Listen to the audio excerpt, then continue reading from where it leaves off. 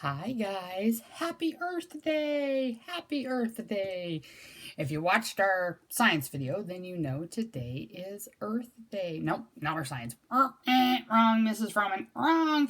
Our social studies video. Then you know that today is Earth Day, and Earth Day is just a day that we celebrate and try to think of ways that we can help our Earth. Best way is those 3 R's. Let me hear what those 3 R's are. Ready? We can. I'll give you the first one. Reduce, reuse, and recycle. You got it. Good job, guys. Good job. All right, for language this week, you have two things to do. First thing is you're going to write me an informative writing. You're going to give me an informative writing. Very similar to an informative story, and that you are going to inform me something that you know about our subject. So you're going to inform me what you know about, drumroll please, offspring and their parents. Ooh, now if you didn't watch my science video from last week, there was no assignment, just a video. You will know, if you didn't watch it, you may not have any idea what an offspring is. If you did watch it, then you totally know what an offspring is. So, those of you that know, what is offspring the fancy way of just saying? We're talking about what? Babies, you got it. We're talking about babies. We're talking about the parents and the babies, the parents and the offspring. So for writing, what I would like you to do is pick two, well, not really two animals. I don't like the way that I was going to say that. So rewind. Pick an animal and then compare and tell me what you know. Inform me what you know about that parent and offspring. So for instance, I always usually pick a cow. I usually do, probably because I spend so much time with them. So if I were going to write an informative paper about a cow and her offspring, I would usually probably tell you, first of all, how they're alike.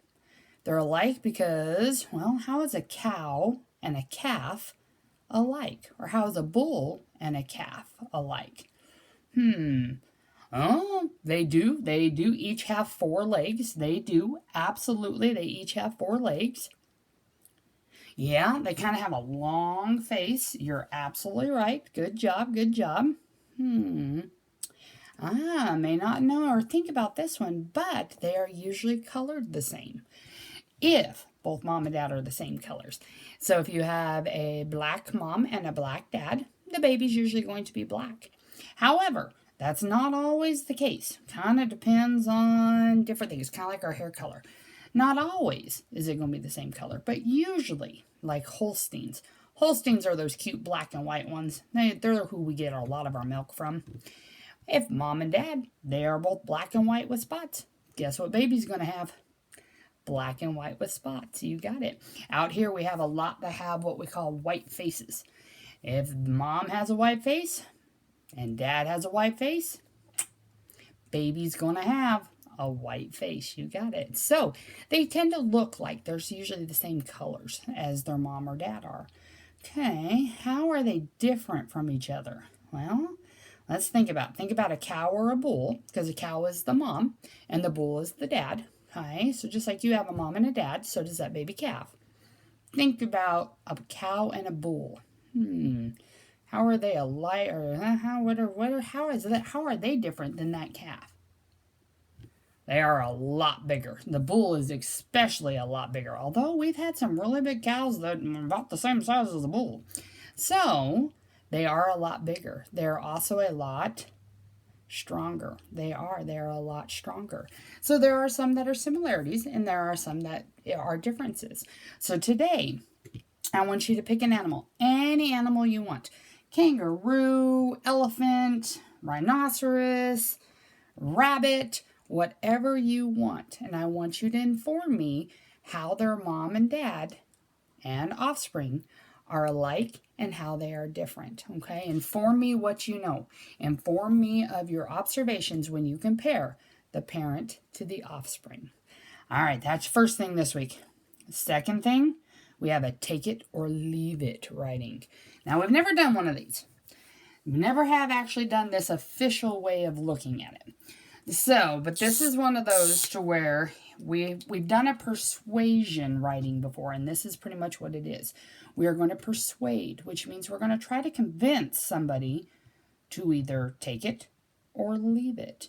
And the best way to do that is to give all your evidence. If you want me to take it, give me everything you know that is great about it. If you want me to leave it, tell me all the ways that it is awful. You don't want to do it. Okay?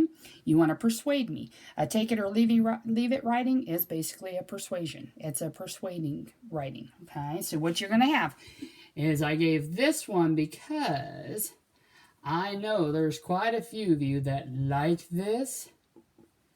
And I know there's a few of you that don't like this. Fishing, you got it. You got it. So you're looking at a paper that says fishing. Then underneath it you have take it. And then over on this side you have leave it. Okay, the first thing that you got to do is decide which one do you want it to be. Are you going to take fishing, which means you like it? Yes. Or leave it, which means, not my thing, not going to do it. For me, I'm going to leave it. I'm going to leave it. Oh, I'll tell you why. I'm going to try to persuade you that you want to leave it too. I'm going to circle which one I think.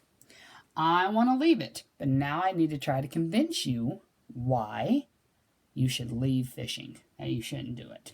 Okay? So underneath this, you have a box, and that box is labeled because. Now, this is just so we can get our ideas and our thoughts before we are, because underneath that, you have a whole big thing like this that says, write it. Okay, so this is where we will officially write real sentences, and we'll kind of write it in a paper form.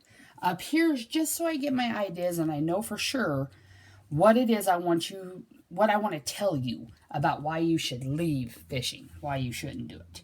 Okay, so my first reason, because they smell bad. Okay, now that's not a very good sentence. That's not a very good sentence. But it helps to make me remember what it is when I write down here. I'll write good sentences down here. I'll help you. I'll help you out. Okay? Another reason I want you to leave it is because they taste bad. Ugh. Ugh.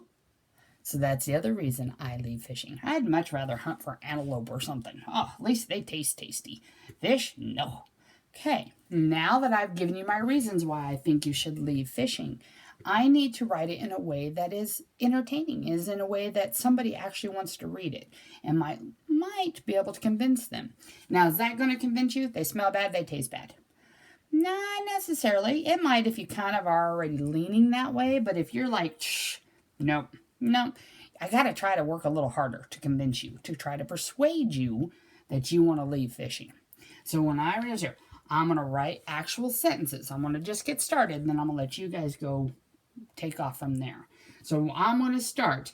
I'm going to say, you should leave fishing because when you catch a fish and touch him, your hands are going... Okay, now I'm going to stop here. Have I said anything about smelling bad? That's what I said number 1 was. I haven't said anything yet about smelling bad, but can you tell where I'm going? Yes, but look at all this that I wrote. I didn't just write they smell bad. No, I'm a much better writer than that. A much better writer than that. So if I'm continuing, you should leave fishing because when you catch a fish and touch him, your hands are going to stink. Exclamation point. Your hands are going to stink. Okay, now that's actually true. Some people it doesn't bother. But if you've never been fishing, then maybe you don't know that. Maybe I made you think about it. I don't know, but I'm trying to convince you, or I'm trying to persuade you not to go fishing. You'll be sorry if you do, okay? But up here, I have just the basic. They smell bad. But down here, when I'm going to write it, I am going to be much more in detail. Much more in detail. We're better writers than that, so we want to give as much detail as we can, okay? So that's why up here is just to help you remember what it is I want to tell them, what it is I want to be able to express. Down here is when you actually express that. If you run out of room, that's the awesome part of you can always flip it over and use the back. You got it. I love the writing. I love the writing. Okay.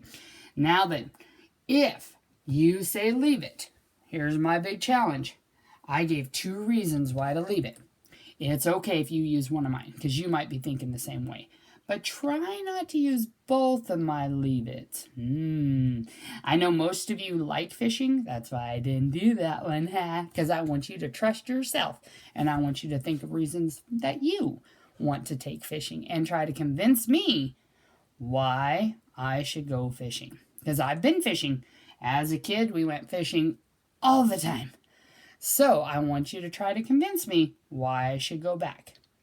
You already know why I think I don't want to go back. I don't know that you're going to convince me they taste good. But you might convince me there's other parts about fishing that are pretty awesome. I don't know. You need to try to persuade me if you can. Alrighty, guys. So those are your language assignments for today.